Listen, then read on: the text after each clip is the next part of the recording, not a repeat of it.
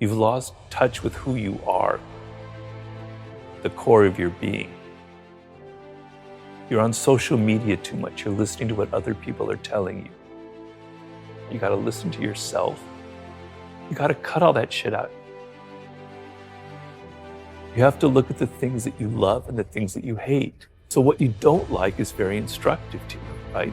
You're looking at things that are very powerful inside of you, that are emotional. They're not intellectual. They're feelings, they're emotions. They're visceral things that you connect to. I've always followed the laws of power, which is change things up, enter action with boldness, don't be afraid to do things differently, adapt your strategy to the circumstance. It's never too late.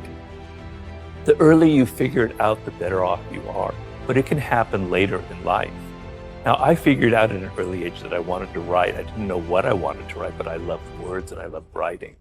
And if I didn't have that connection when I was 8 years old, all the way into high school and college, I would have been a lost soul. And I empathize with a lot of people who don't have that feeling when they're 8 or 18 or in their 20s. But I'm trying to tell people, everybody has it. You're just not listening to yourself. You've lost touch with who you are.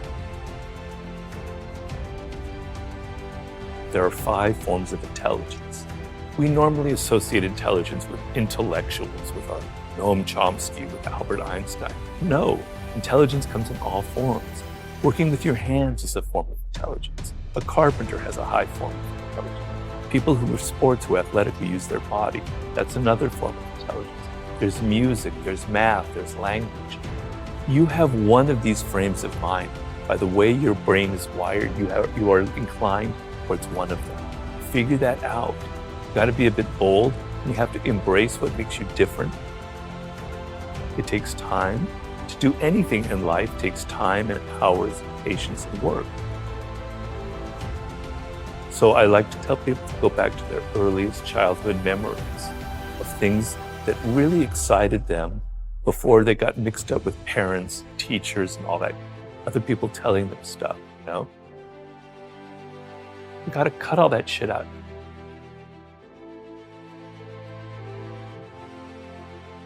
You know, I was frustrated, I was depressed.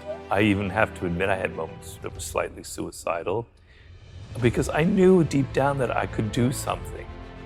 I was different from other people. I had different experiences, you know, and I knew that there was something I needed to express. There was a purpose to how my life had unfolded, but I couldn't find it.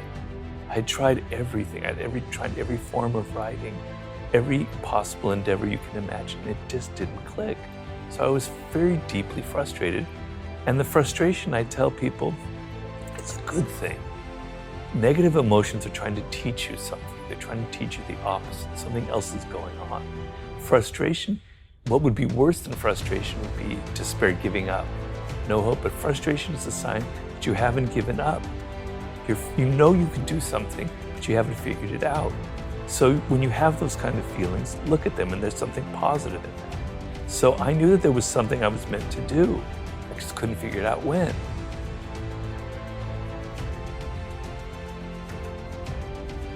It's easy for me, a boomer, I have to admit that, to preach to you when you have gone through you've gone through a pandemic, what looks like to be a recession, and then if you're a millennial, you went through the crash in 08. It's easy for me to preach. You're dealing with really difficult circumstances.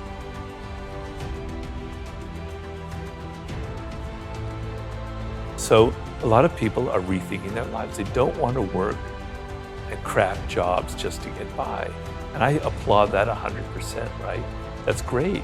So you want to think about working for yourself is the ultimate position in this world.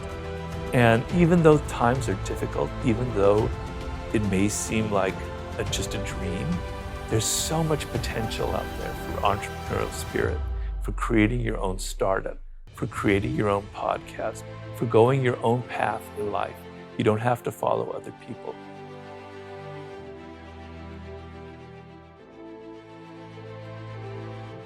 It's not like it was when I was growing up. There were things that were better back then. There are things that were a lot worse, right? You have so many more options. It's just that you're not going to reach them. You're not going to be happy in this short time that you have to be alive unless you take it seriously and still have some fun and adventure and excitement. You got to listen to yourself. You have to embrace what makes you different. Just don't listen to your parents go, I got to be making $100,000 when I'm 23 and go to law school and do all this stuff.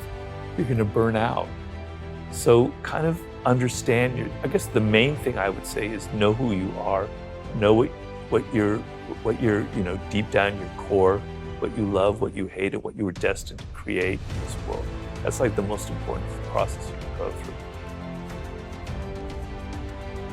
Everybody has that potential. But I know it doesn't come easy. It's a process and you have to be patient, but you have to put in the work. But another skill that you cannot ignore is the social. We're social animals. And there are a lot of people in life who ignore that because they're shy. And I was very shy as a young man. I was mostly quite introverted as well. Because they're shy, they just simply lean on their own strength, which is learning something really well, learning math or learning algorithms or learning how to write, etc. And they ignore the social because they're afraid of it. But you cannot get ahead in this world as a social animal, dependent on other people in every aspect of life, unless you treat that as another skill as well. So yes, the process of looking inward is absolutely essential, but you cannot disconnect yourself from your teachers, your mentors, your colleagues. You could have all the skill in the world and know your life's task brilliantly, but if you continually alienate people by your boorish behavior, by your insensitivity, all of the skill level in the world will be completely neutralized by your own mistakes.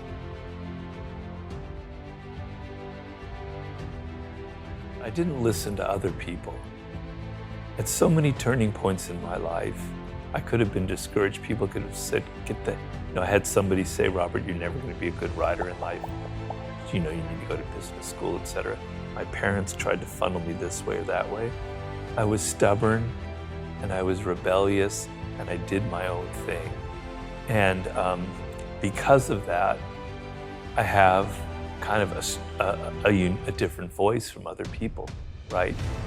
And when I look at books out there, I'm searching for that voice of somebody who's different, who has something different to say, who speaks in a different tone of voice, that has their blood and their personality in their writing. And I don't find it often, but when I do, it's a great thing. And so, to me, success in life is kind of being who you are. There's a famous expression of the great ancient Greek poet Pindar about become who you are. It's a process of becoming who you actually are and realizing what it is. So we talked about my weirdness earlier on, and following that has allowed me to craft my own message, which is basically about opening your eyes up to the reality of the world and to what people are like. But I'm not able to do that unless I had ignored what other people tried to foist on me earlier on in life. It's never too late.